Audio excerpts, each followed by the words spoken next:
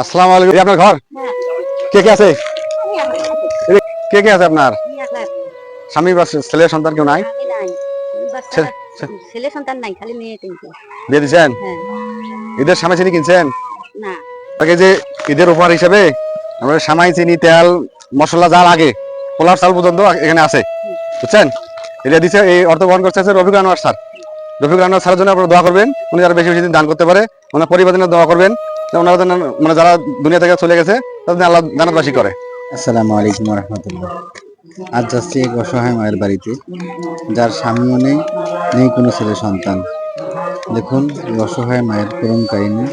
আজ আমরা রফিকুল আনোয়ার ফাউন্ডেশন স্যারের অর্থায়নে ঈদ উপহার হিসেবে খাদ্য সামগ্রী নিয়ে তার বাসায় যাচ্ছি। আসসালামু আলাইকুম।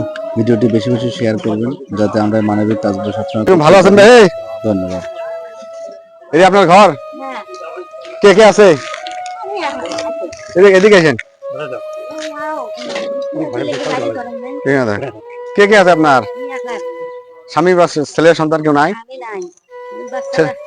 ছেলে সন্তান নাই, খালি মেয়ে তিনটে। বিয়ে দিচ্ছেন? ঈদের সামনে চিনি কিনছেন?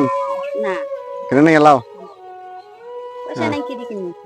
যে ঈদের উপহার হিসেবে আমরা সামাই, চিনি, তেল, মশলা যা লাগে পোলার চাল পর্যন্ত এখানে আছে, বুঝছেন?